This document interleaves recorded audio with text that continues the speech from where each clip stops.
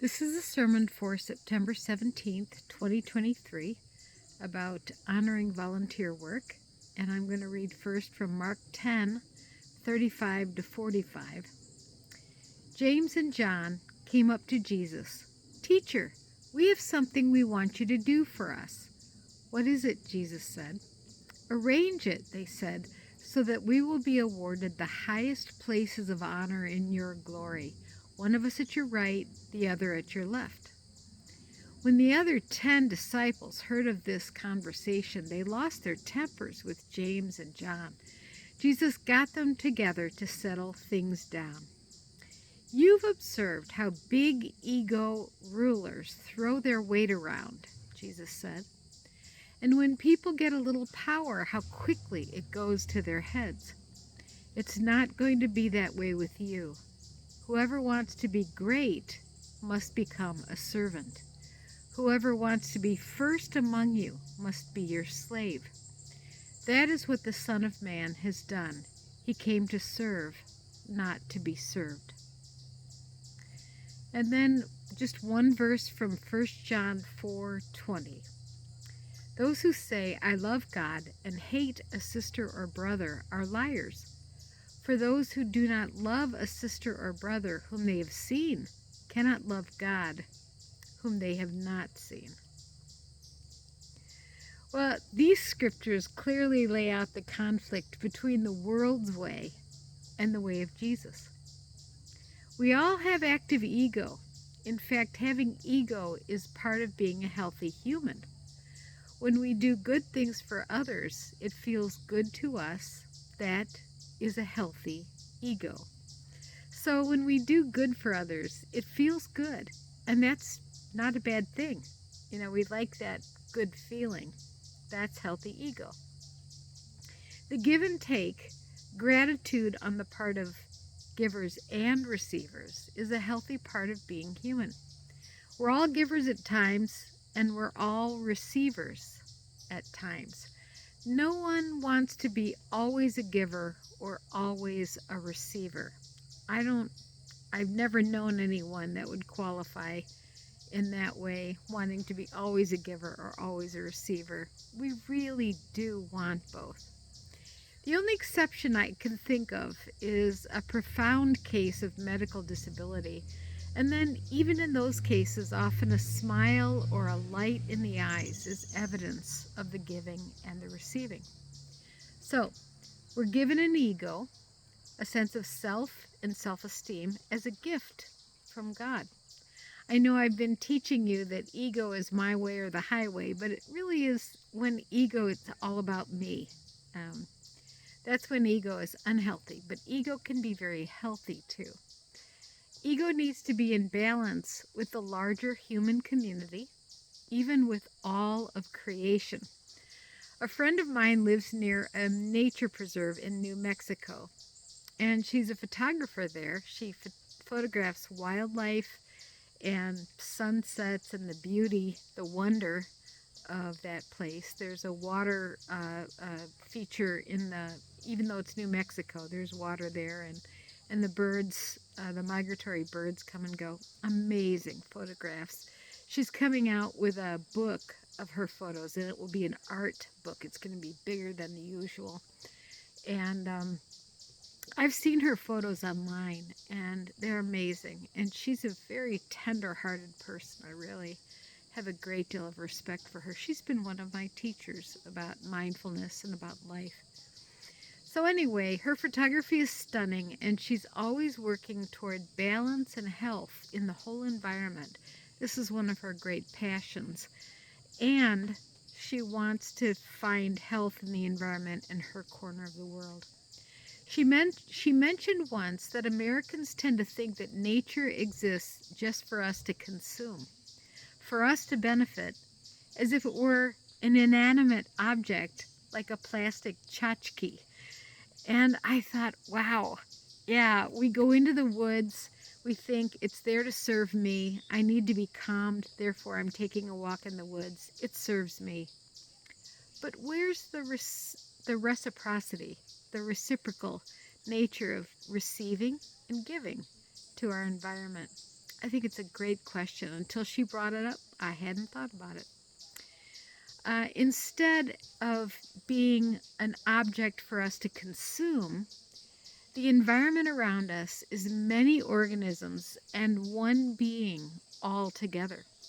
The birds, the insects, the oxygen, the plants, every portion of our natural environment depends on every other portion of our environment. It's all one being. Um, for instance, think about bees. There's been big die-offs in bee colonies, and without bees to pollinate, we don't have food.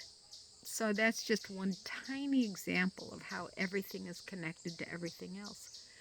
We don't often appreciate that we're part of nature and we are intimately connected with all of life. Humans were not designed to take and to dominate nature. Instead, God designed us all to live and coexist in harmony with our environment.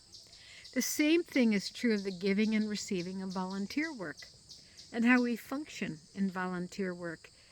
There was a wisdom teacher, he's no longer living, but he taught mindfulness and meditation.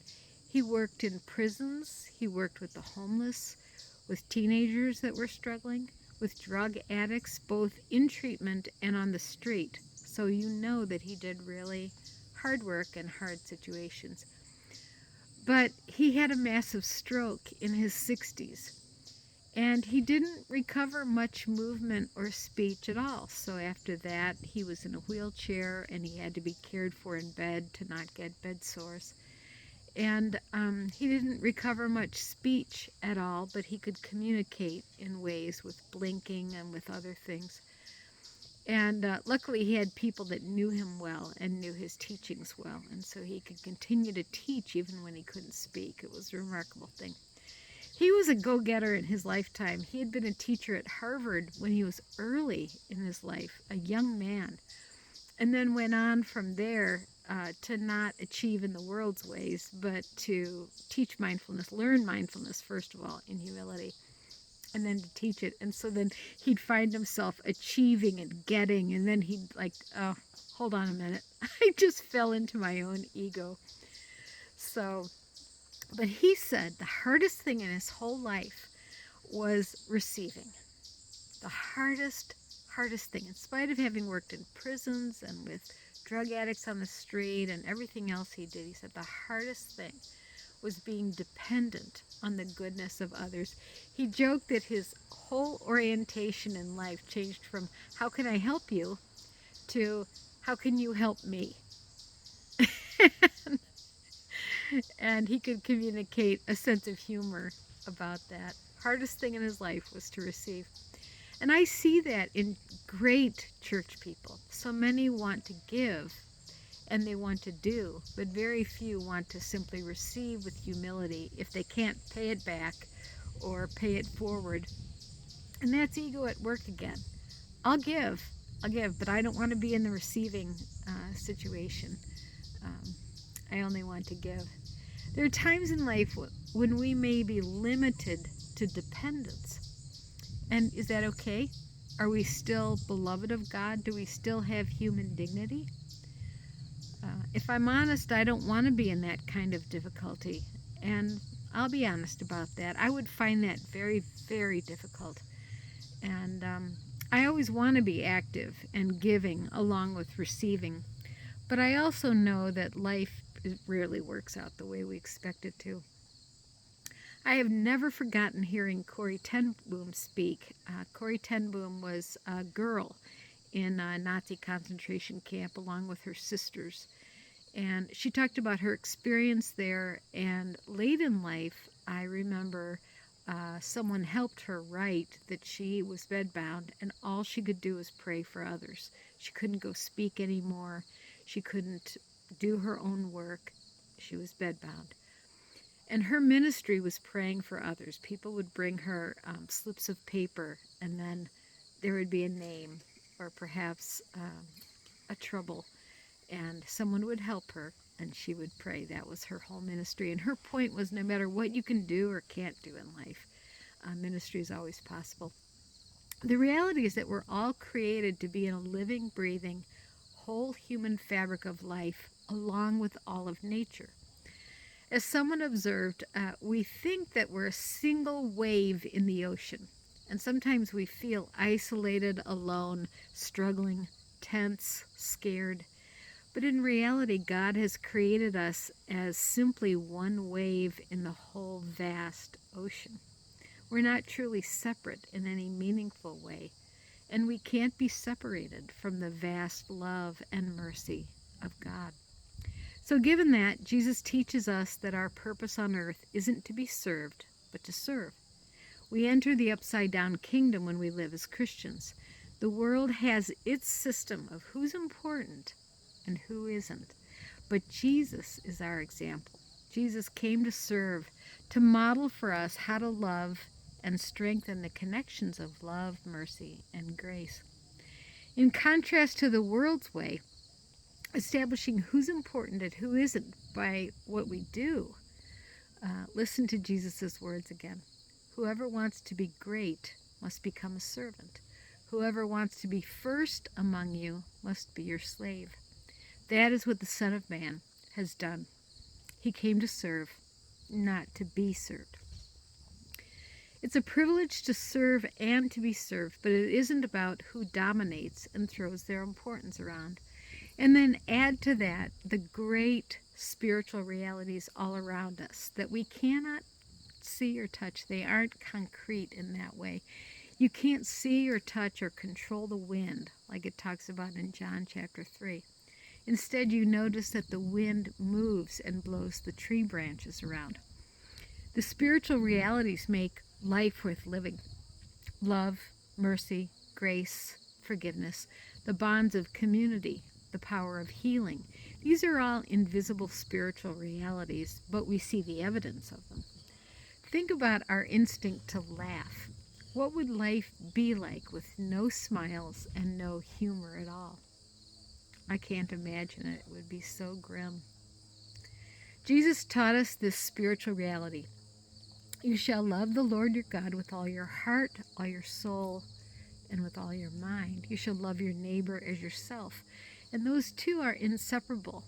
You can't have one without the other. Loving God, loving others.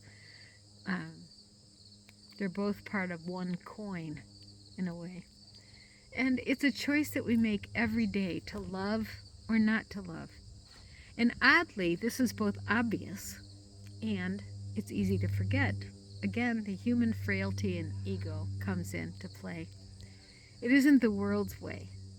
So what kind of world do you want to live in? What kind of world do you want for your children, grandchildren, nieces, nephews, those coming after us? Maybe there's a kid that lives in your neighborhood that you care about. What kind of world do you want for them? What are your hopes for the future of the world, for our country, and for this place? What do you pray for when you look at what's happening today? We see pain all around us and what's happening. I know that you don't think only of yourself as you pray. The world says might makes right and money talks. The world says, I've got mine, too bad, so sad for the rest of you. And many of us fall into thinking that future generations will figure out the problems that make the world a mess in some ways right now. How can they figure it out if we can't? I think it would be better to have cross-generational groups figuring out answers to problems, not just siloed groups that are like each other, but cross-racial, cross-age, cross-sex, cross-everything, figuring it out together.